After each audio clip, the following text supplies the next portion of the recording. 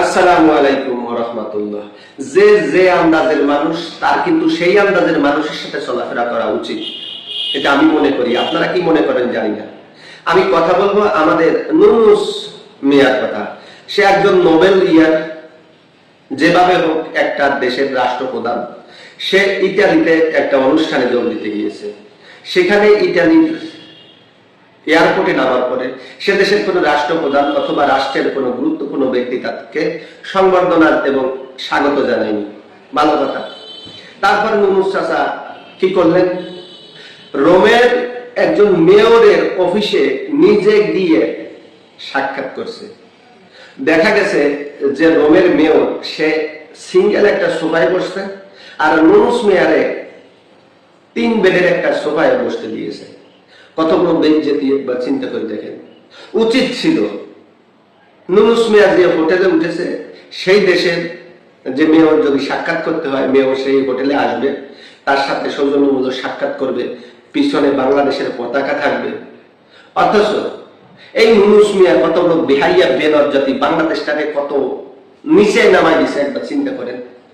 সেই মেয়রের সাথে বৈঠক করছে, পিছনে কোনো জাতীয় পতাকা আমরা দেখলাম না। তাহলে রাষ্ট্রের টাকা খরচ করিয়ে নুনুস মিয়া ইতালি যাওয়ার দরকার ছিল কি? আমি যে দিমন একজন কন্টেন্ট ক্রিয়েটর, আমারও কিন্তু একটা লেভেল আছে। আমি যে লেভেলের মানুষ, আমি যদি এখন ধরেন একটা শিক্ষিত সমাজে যাইয়ে চেয়ার পাকে বসে পড়ি, এটা ভাই বেমানান হবে, কারণ আমি সে জায়গার যোগ্য না। যেহেতু সে জায়গার যোগ্য না, সেখানে গিয়ে চেয়ার পেতে বসা আমার জন্য শোভা পায় না। আবার আর একটা কথা, আমি যদি কিছু কামলা, কিছু লেবার, তারা যেমন কাজ বাজ করে একখানে বিশ্রাম নিয়ে বসিয়া দেখা যায় বিভিন্ন রকমের গল্প গুজব করে, তার ভিতরে অশ্লীল কথাবার্তা বলে, সেখানে গিয়ে যদি বসি, সেখানে গেলেও কিন্তু আমার মান সম্মান থাকবে না। আমি যে লেভেলের মানুষ, আমার সেই লেভেলের মানুষের সাথে চলাফেরা করলে আমার মান সম্মান ইজ্জত দুটোটাও ঠিক থাকবে। তো একজন নোবেল ইয়ার নুনুস মিয়া, তুমি বুঝলা না, তুমি একটা রাষ্ট্রের প্রধান, তুমি এক দেশের মেয়র, একজন সিটি মেয়র, তার সাথে সাক্ষাৎ করতে তার অফিসে বেহাইয়ের মতো চলে গেলা।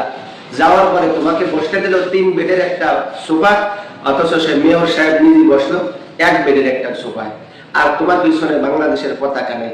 কারণ এক দেশের রাষ্ট্রপ্রধান যদি কোনো কের সাথে বৈঠক করে, প্রথমত তার দেশের পতাকাটারে সর্বপ্রথম প্রাধান্য দিয়ে পিছনে সুন্দর করে রাখে। আর তুমি নুনুস মিয়া শুধু আমাদেরকে ডুবাইতে জানলা। এই 14-15 মাসে দেশের চাইনার উপকার করলা না, তো উল্টো ফিরি তুমি যে কি করে আসলা?